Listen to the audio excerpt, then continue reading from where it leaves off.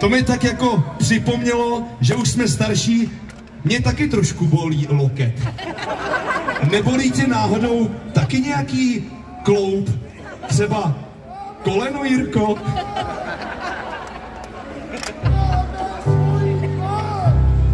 Bolí? Tak já ti zaspívám píseň. Pořád je na kolena, na kolena, na kolena, na kolena, Pořád je na kolena, na kolena, na kolena, na kolena, Pořád je na kolena, na kolena, na kolena, na kolena. Je to tak a vaše zaka a pozerem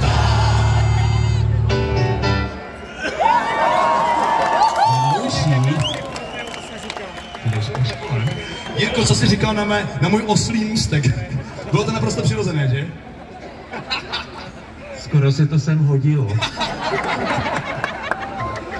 Ne, promiňte, já prostě musím trošku zlobit, to se nedá dělat.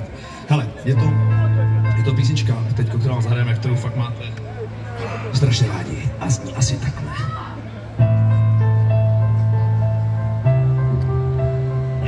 A teď mi dovolte, že tady tý poetický chvilce takovou malou řeč na téma zpěvák. A nový zpěvák naší kapely. Zpěvák, který zachránil naší kapelu předtím, než aby jsme šli dělat do Lidlu, do skladu. Přišel a vzal si tady tu strašně těžkou káru na svoje bedra. A my jsme mu za to strašně vděční a moc mu za to děkujeme, že se toho nebál. A vám děkujeme, že jste ho takhle krásně přijali.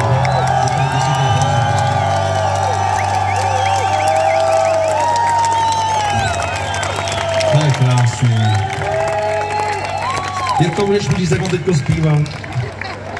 Asi mi budete muset pomoct.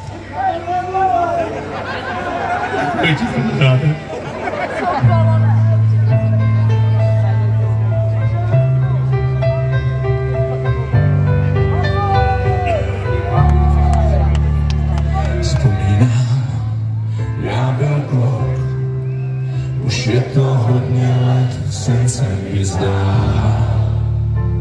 Já hrám pro plnej sál a stál jsem přesně tam, co táta stává.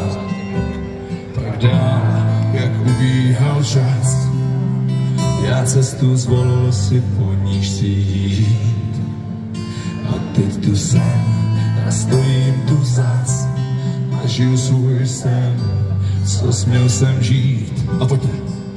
A ty mě znáš a víš, že jinej už nebudu, co mám rád. Ty víš, co mám napsaný v osudu a co víš, si přát, než svůj sen si žít.